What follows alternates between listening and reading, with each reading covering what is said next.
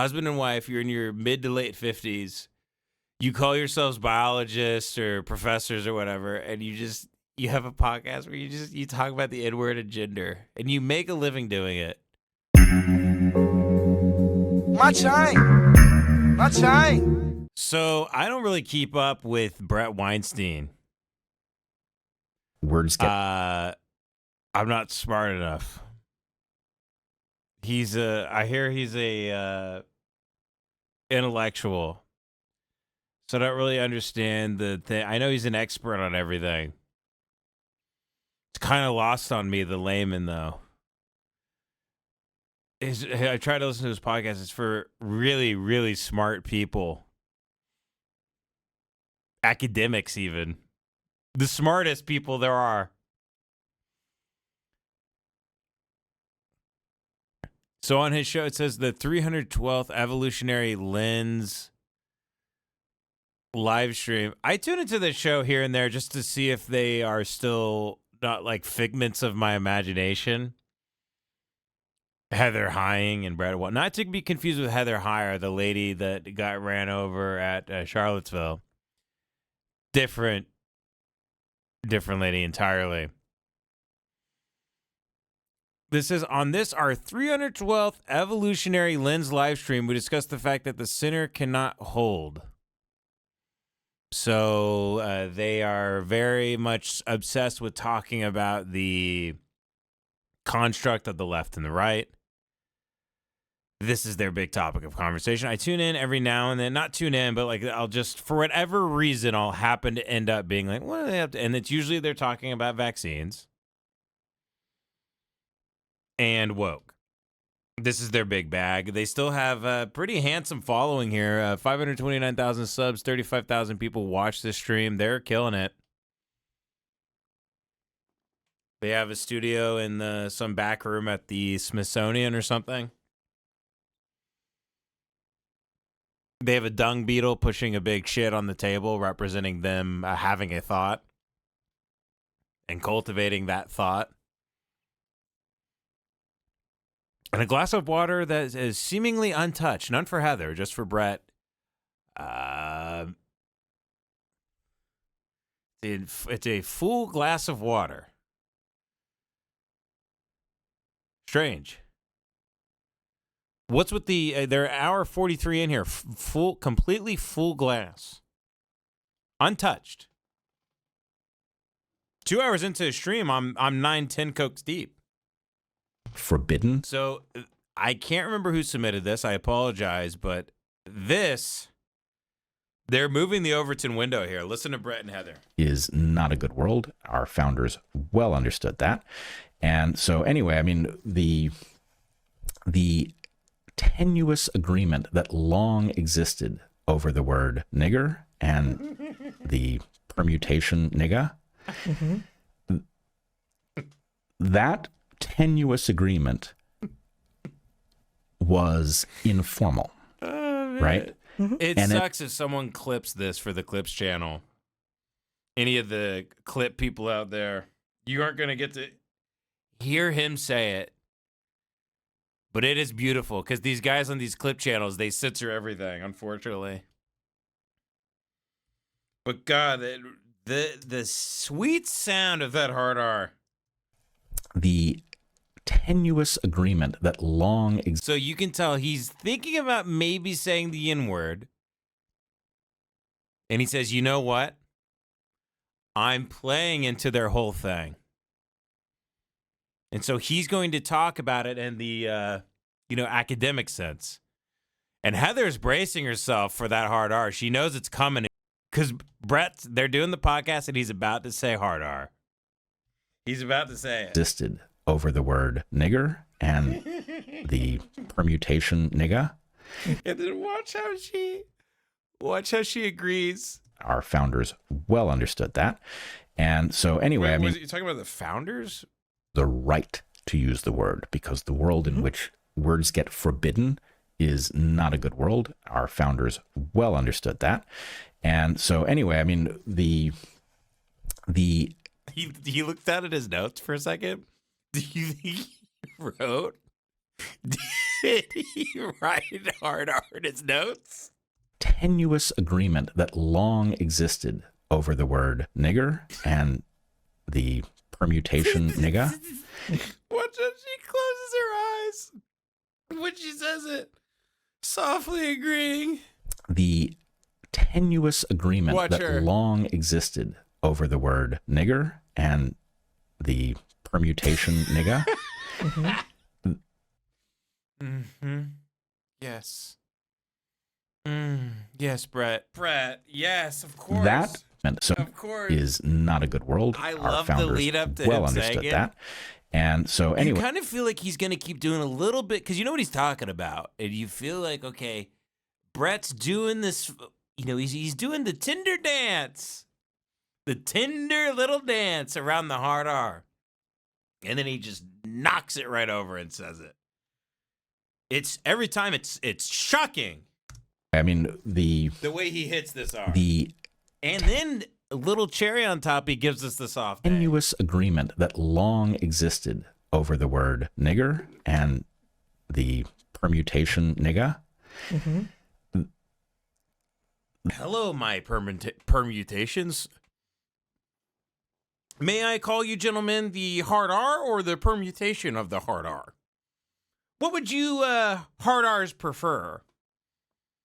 The permutation or just the hard R itself? I think society starts to break down once we can't say, "What's up, my hard R?" or "What are you hard R's doing?" or even the permutation of hard R. In fact, I think it's the sign of the ends of time if we can't let a hard R know what the fuck is up. That tenuous agreement was informal, right? And at an informal level, you could say... understood culturally. Yes, you could understand that... No, I'm not saying it was understandable. No, I'm saying it was... I just love that there's still people out there that are like, can please tell me there's a podcast that talks about COVID, woke, and the N-word, please. Those are the only three things I love discussing ad nauseum. Those are the three things I love debating. Please, for the love of God, is there a 3-hour podcast where a husband and wife talk about the N-word? In some strange, like, Parks and Recreation type, in some strange Twin Peaks diorama. Can please, I want to listen to a podcast where white professors talk about the hard R and mRNA vaccines and shock proteins. That's what I want. Understood culturally.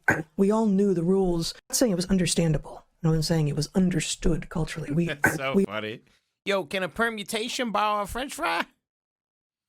Yo, what are you permutations doing? Hell no. You ain't gonna catch a permutation out here. Around all these white folks. Around all these white permutations.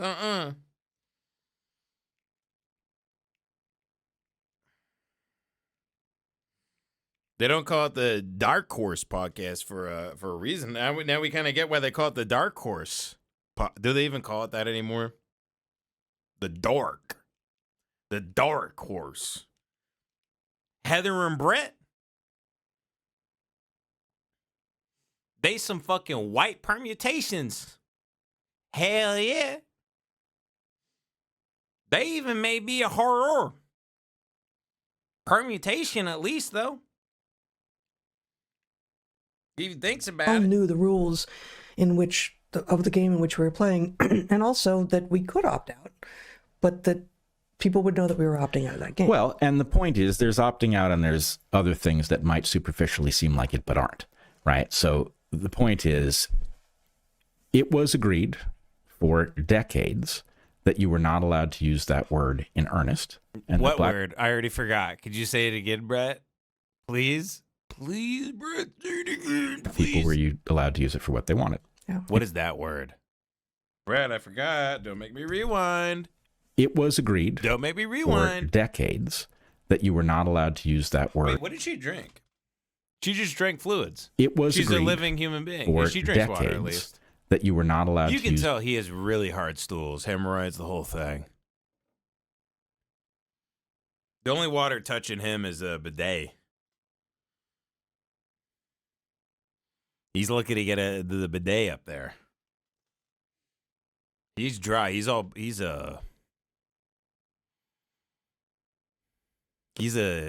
he from, wasn't he at Evergreen College, Michigan or something? I mean, his head looks like a fucking pine cone. These guys think really, like, they think getting PhDs makes you smart.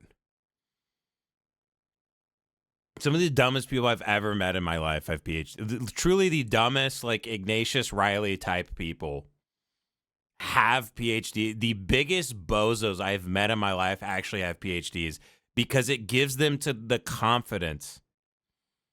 And it gives them this ego where they lose all awareness for anything they don't know.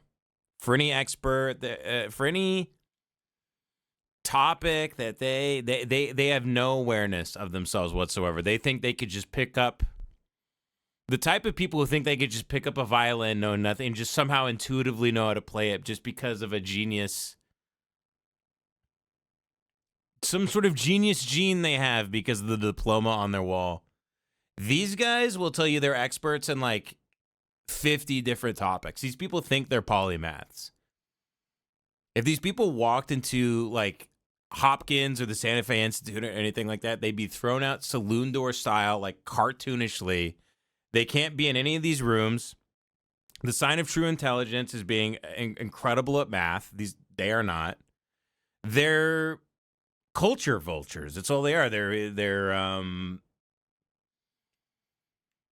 that's all they do. They're only smart enough to understand culture war horseshit. And they're so obnoxious they can't shut the fuck up. So that's why they live stream every day for like, I mean, literally every day for like their body of work that they put out. I'm like, gee, I don't know how, as a married couple, you guys like even spending this much time together. They're putting out like 15 hours of podcasts a week about vaccines. Look, they're talking about gender still. Gender. They're still discussing how many shows, how many streams can you do about gender?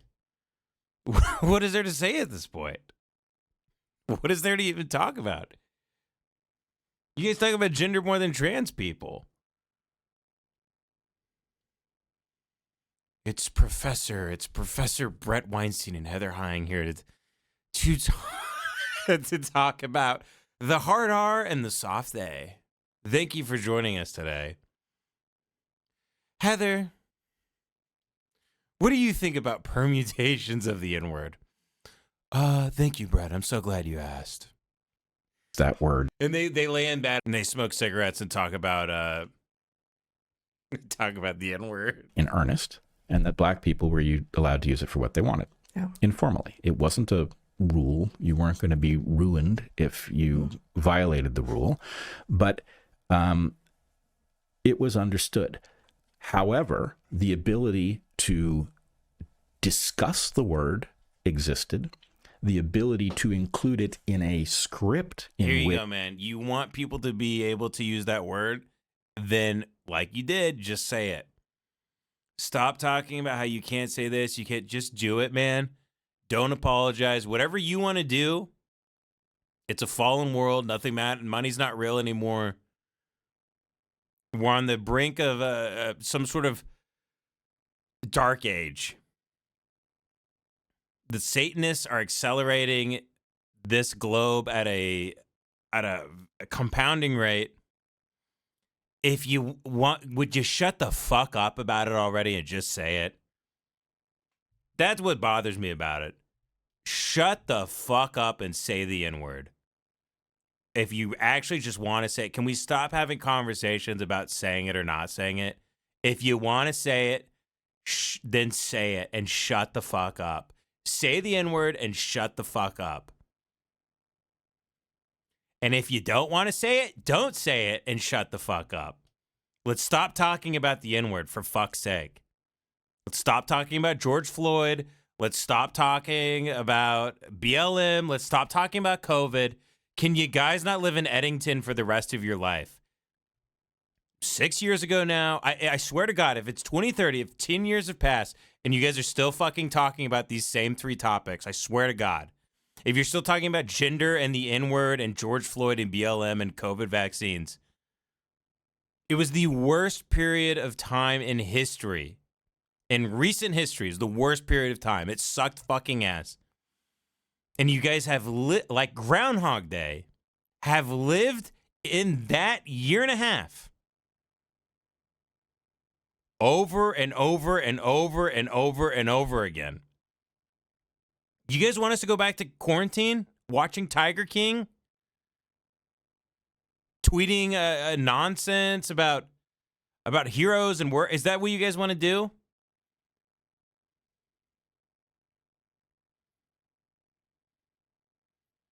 They can't move on because they have nothing left to say. Real journalism, real research requires like actual effort. These two just sit back and they talk about like gender and stuff. Meanwhile, real journalists like Chris Hedges and people like that, they go to Gaza. There's things getting shelled. They talk to people later. They find out that person died. That's real, actual, like doing the. Chris Hedges isn't reading ads for, I mean, what the fuck is their ads? Who sponsors this horse shit? Crowd Health. Colostrum. They're not reading ads for Alp and stuff. They're actually in the trenches. But that requires work. That requires real research. That requires actual, but that's not their bag. No, they are journalists. Someone says, Monster says they're not journalists, but Heather's a biologist. If I remember correctly, Bret was down at the border in El Paso being a correspondent for Tucker Carlson. These people, like I said, these people think they're polymaths. They think they're experts in everything. They think they can do the hardline research. They think they understand the science and the math, and they are sociological experts. They are, when it comes to finance, they understand geopolitics, everything. World history, they got it. Whatever it is, Bret and Heather got it. They got it all. You're not going to catch them with their pants down. They know literally everything. Everything. They're not respected in their communities whatsoever.